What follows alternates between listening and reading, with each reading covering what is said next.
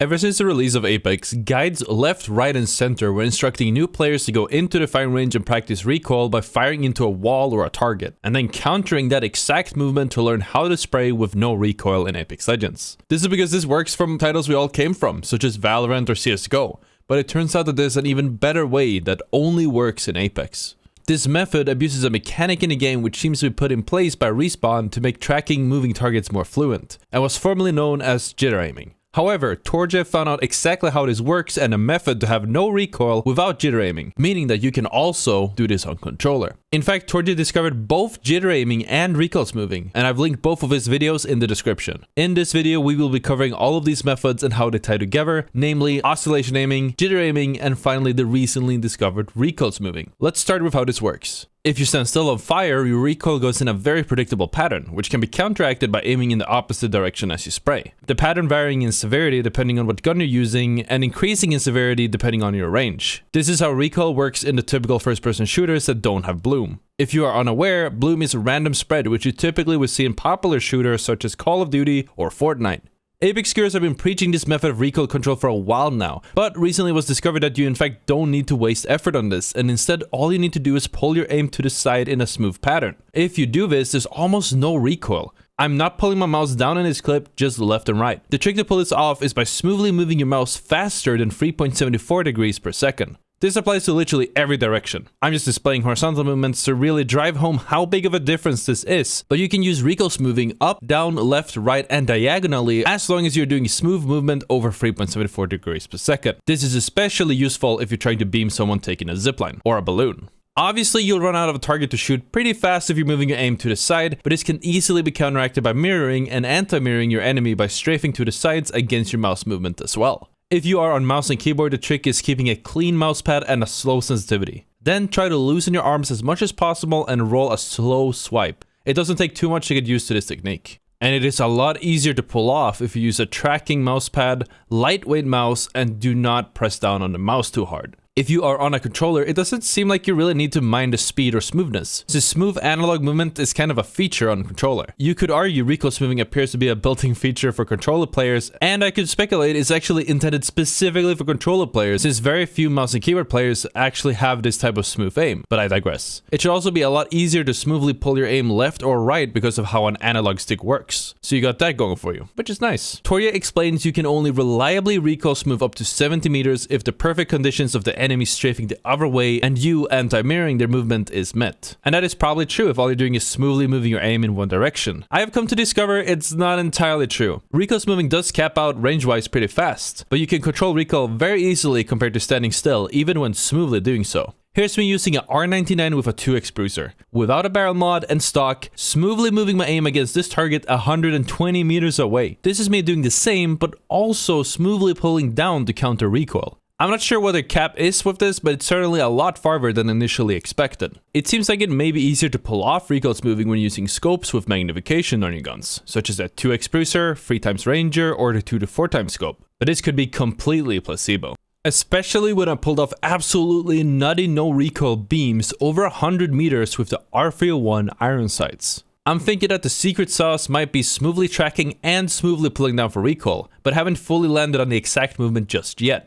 My current hypothesis is doing mouse movement smoothly all the way through, smoothly countering recoil by pulling down and following the spray pattern for guns that have a more wild recoil, while at the same time smoothly tracking your target and coordinating your movement to stay on target. Past that range, you're going to have to use either of the following two methods for recoil control: oscillation aim or jitter aiming. The easiest way to learn how to use recoil smoothing is simply going into the firing range. Start by picking your gun of choosing and start shooting at a wall. Focus on keeping your aim as smooth and stable as possible with the goal to keep the recoil close to non-existent. Once you feel comfortable enough with this, move on to the next step. Start tracking the moving targets and experiment with the speed and feel it out until you feel like you can sufficiently keep no recoil on the targets as they move. Finally, choose a moving or static target and practice your strafing. Walk left and right while trying to keep your aim centered on the target to get a good feel for how you should compensate for the movement while at the same time working on your coordination. Once you feel comfortable enough with this, you can finally combine all of these techniques to strafe and beam without any recoil at the same time. You can strafe really fast, but it requires a lot of resets.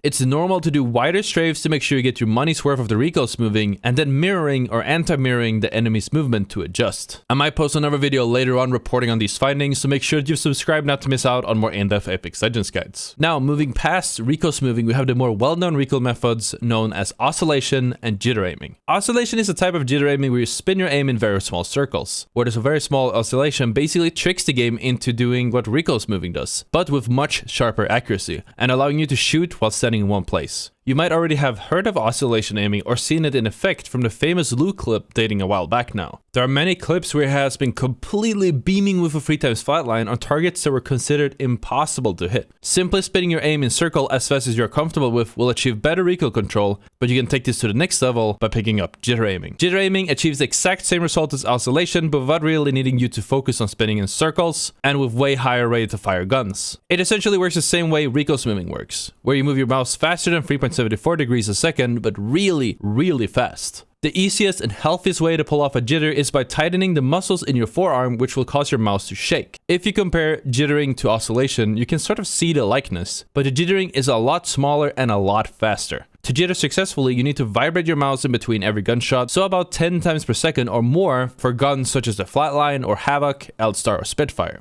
Some of these guns fire even faster, such as the R301. Successfully jitter aiming on the R301 takes about 13.5 vibrations per second. I completely invite you to try using this method on the higher rate of fire weapons, such as the Devotion, which requires 15 vibrations per second, or the R99, which requires 18 vibrations per second. I couldn't.